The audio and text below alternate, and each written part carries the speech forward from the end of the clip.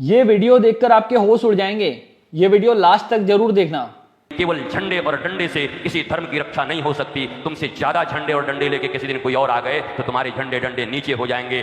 जो स्कूल में तुम्हारे बच्चे पढ़ते हैं ना, जो ट्यूशन पढ़ते हैं, जिनको अंग्रेजी का बड़ा गड़बड़ हो गया होगा, उनको बिठाना, उनकी अंग्रेजी की टांग तोड़ दूंगा मैं यहीं पर।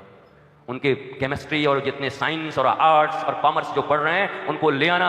उनको लगेगा कि केवल दाढ़ी बढ़ा के बाबा बनना इतना आसान नहीं है, बल्कि अपने जीवन, अपने राष्ट्र का चिंतन, जिस राष्ट्र में, जिस देश में रहते हैं, उस देश का उन्नयन, उस देश की सुरक्षा, वहां की धर्म की रक्षा। धर्म की रक्षा लंपट लोग नहीं कर सकते, धर्म की रक्षा धार्मिक व्यक्ति ही कर सकता है। धर्मो रक्षति रक्षिता, ये आप भी जानते हो। जब हम अपने भीतर में धर्म की रक्षा करेंगे तब हमारे द्वारा धर्म की रक्षा होगी। यह बात पक्की है जीवन में कि केवल झंडे और डंडे से किसी धर्म की रक्षा नहीं हो सकती। तुमसे ज्यादा झंडे और डंडे लेके किसी दिन कोई और आ गए तो तुम्हारे झंडे डंडे नीचे हो जाएंगे। भारत की गरिमा और भारत की सनातन संस्कृति इसलिए बची हुई थी कि 95,000 वो किताबें, वो ग्रंथ जो जला दिए गए नालंदा में, तक्षशिला में, वो हमारा प्राण था।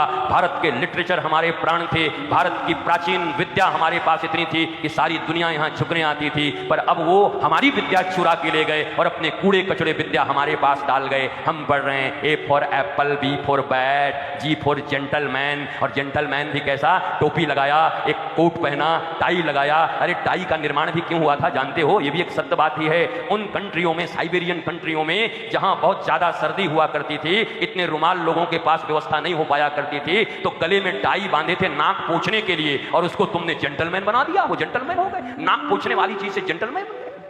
आज तो कितनी माताओं का सपना टूट जाएगा है। हमारा लड़का क्या टाई लगा के लगता था, बाबा ने तो धो दिया। अरे मैया, हमारी ये शिखा, हमारे तिलक, हमारी धोती और हमारे सनातन संस्कृति की वाणी और पोशाक, सारी दुनिया इसकी दीवानी है। हम फटे जिन्स वाले लोग नहीं हैं। यहां भारतवर्ष में ज्ञान के लिए लोग आते हैं। भारत का नाम भारत ही क्यों पड़ा, यह भी एक बात है। भा का मतलब होता है सूर्य, भा किरणवाचक, प्रकाशवाचक, और रत जो सदा सूर्य अर्थात ज्ञान, ज्ञान में रत रहने वाले लोगों का जहां निवास स्थान है उसको भारत कहते हैं। हम ज्ञान में रत रहने वाले लोग हैं और भारत का कोई मतलब नहीं है। पर अब ज्ञान तुम्हारे कहां है? तो लंदन छाप ज्ञान लेके आ रहे हो, अमेरिका छाप ज्ञान लेके चले आ रहे हो। 7 दिनों तक धुलाई नहीं होगी। हम खुद धुलने आए हैं आपसे।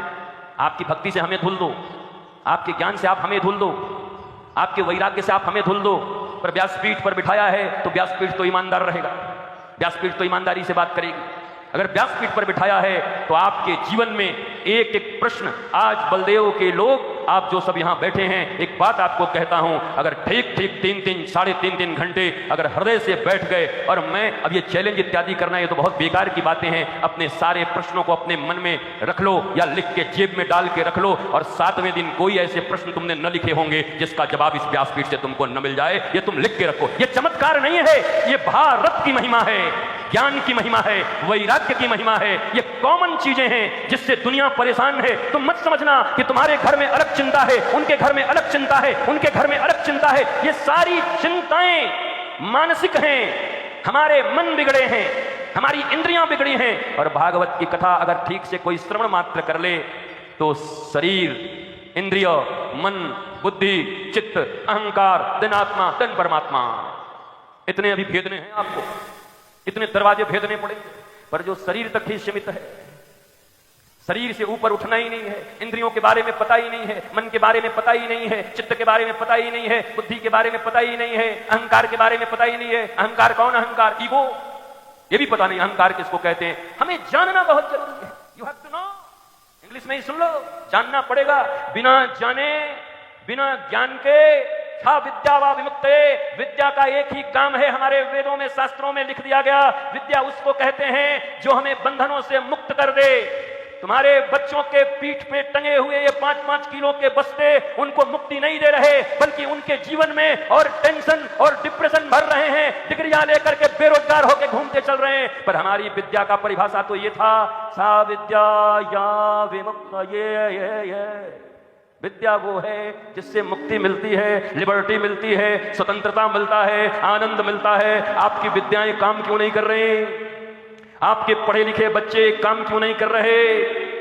क्यों बक्सर के DM IAS Indian administrative service pass करने के बाद घर में छोटी सी कोई झंझट हो जाती है, एक छोटी सी बात हो जाती है और गाजियाबाद में ट्रेन के नीचे जाकर के आईएएस इंडियन एडमिनिस्ट्रेटिव सर्विस, भारतीय लोक सेवा आयोग, भारतीय प्रशासनिक सेवा इस भारत में सबसे बड़ी विद्या मानी जाती है। घर में थोड़ा सा खटपट हुआ, जिनके ऊपर पूरा जिला का नियंत्रण का जिम्मा दिया गया था, जिनको जिलाधिकारी बनाया गया था, लेकिन एक तनाव झेल नहीं पाए और गाजियाबाद में जाकर के अपने जीवन को ट्रेन के नीचे डाल करके आत्महत्या कर लिया। क्या यह विद्या है?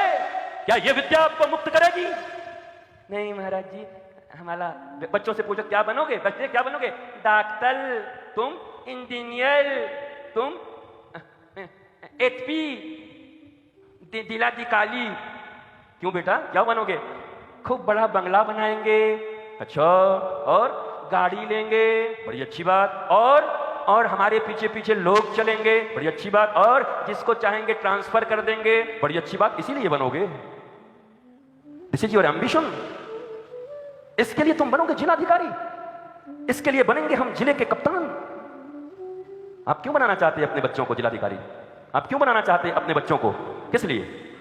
कि वो जहां पर रहे वहां पे क्राइम खत्म हो जाए, जहां रहे वहां गरीबों की मदद हो जाए, जहां रहे वहां पर गरीब कोई भी आकर के उनके ऑफिस में बैठ करके उनसे अपना ये कर सके। नहीं, हमारा बेटा उन्नाव का डीएम है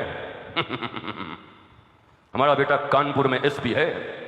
आप अहंकार के लिए बनाना चाहते हो, और सीधी सीधी बात बोलो मेरे माई बाप, इसलिए तुम्हारी गरीबी मिट जाए, माल पानी इतना हो जाए, इतने घर बन जाएं कि महारानी की तरह जियो। देश सेवा भी हृदय में है क्या?